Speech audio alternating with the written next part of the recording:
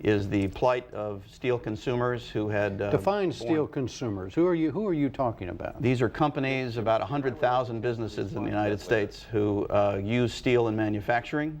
They employ about 12 million workers nationwide in every state. Now, how does this decision today affect them? Until this time, the steel consumers had to pay higher prices than their foreign competitors who make products out of steel, auto parts, brake parts, appliances, and electric motors and so forth, many thousands of products. And they were rendered uncompetitive globally, and a lot of business was flowing offshore to offshore companies that use steel in manufacturing. So steel users were a big loser from the tariff policy, and it was time to get rid of them. Now, this decision to hold on. We heard your. Let me make sure we hear his position, and I'll come back to you. I promise, Mr. Gerard.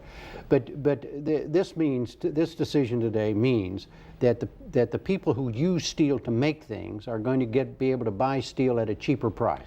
They will be able to buy at globally competitive prices, which may be cheaper than they are today, or may be more expensive, but they are cheaper than they'd otherwise be. In addition to that, though, many steel products aren't available in the United States or aren't available in sufficient quantity. And steel users who need those products will be able to get them on the global market where they're available. Now, what do you think of the argument we just heard from Mr. Gerard and what he said was going to happen to his folks, and particularly the retirees, as a result of this? Many retirees have been disadvantaged by the plight of the steel industry, and that's not true just of the steel industry, by the way. Many industries have declining active workers and a great number of retirees. The steel industry is one of those. Yes, but I think that most of those workers, their fate is no longer tied to the fate of individual steel companies. We need a steel industry. We will have one. The healthy companies will be able to pay their responsibilities for health care for retired workers and active workers and for pensions. But it's time to consider the rest of the economy too, and that's why this is such a good day for consumers. Do you agree with Mr. Gerard that whatever your position may be on today's decision, it will result in fewer U.S. steel companies and fewer steel workers and less money in this pot he's talking about for retired steel workers? Is that just inevitable? It is inevitable that there will be a struggle in that regard. I think that if you look at the facts, you'll see that the benefit of continuing the tariffs from this point onward would be very marginal in comparison to the harm they would do to the rest of the economy. Harm in what way? Again, higher prices, more jobs going offshore as the price squeeze for companies, most of whom are small businesses in the United States, losing business offshore to competitors, and their pensions and their health care going offshore with them. Mr. Gerard, what about that? Your picture is one. The bigger picture, according to Mr.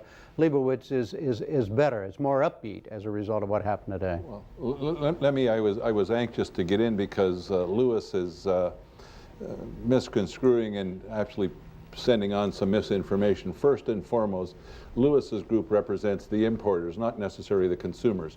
Secondly, that steel prices. Wait a minute, let me make sure before you go on. People who buy steel, some of it is from overseas, some of it from domestic makers. The bulk of our group is of American steel-using manufacturers, not the importers, although there are some importers in our group. All right, go ahead. Sure. Go ahead, Mr. And the price of steel has fallen continuously since the imposition of the tariff. The reason steel prices peaked around the tariff time is there were 25 million tons of steel production shut down in bankruptcy. LTV was one. We brought that back with ISG. We saved Bethlehem. We saved ISG. What's ISG? What's ISG? International Steel Group. Okay. International Steel Group. We saved a number of these companies, and when that production came back on, supply came back on and prices dropped. The other thing that Lewis didn't talk about is only 7% of the steel consumed in the United States was covered by the tariff. It was a 3-year declining tariff.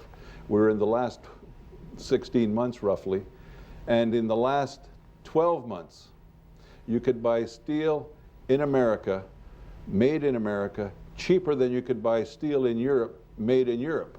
And the reason that came about is through the tariff, we were able to participate in a meaningful restructuring of the steel industry to return it to profitability so we could have reinvestment in the industry. And between International Steel Group, U.S. Steel, and a couple of others, almost $4 billion was reinvested. Let me ask We were Mr. able, we were able to take some of those profits and allocate them to a trust fund. And that's just not going to happen now. And we're still selling steel in the United States cheaper than Lewis and his importers can bring it into the United States. There it goes with the importers again. Yeah. Prices went up for the last 9 months of last year. They peaked at the end of last year, and they are now headed up again. There is a shortage But Louis, looming they're of steel cheaper here globally. than Wait a minute. You guys, excuse me, anywhere else in the world. excuse me, gentlemen, you all know the lingo and know the world here. So when you say prices going up, going up where, for whom? Price increases have been announced effective January 1st by all the major steel producers in the United States for shipments as of January 1st. They are sticking. In other words, the price increases are being accepted in the market. There is a looming shortage, mostly because of increased demand abroad, especially in China. So that the combination of that tightness in the market and continued tariffs would be devastating for American steel users. What is it your position, Mr. Girard, to put it simply, that these tariffs should have remained on forever, or that you wanted them to play out to 2005 as originally planned? We wanted them to play out to 2005, and the reason is that we worked with all of these steel companies to help create new business models, new business plans, and then we renegotiated collective agreements based on those business models and business plans.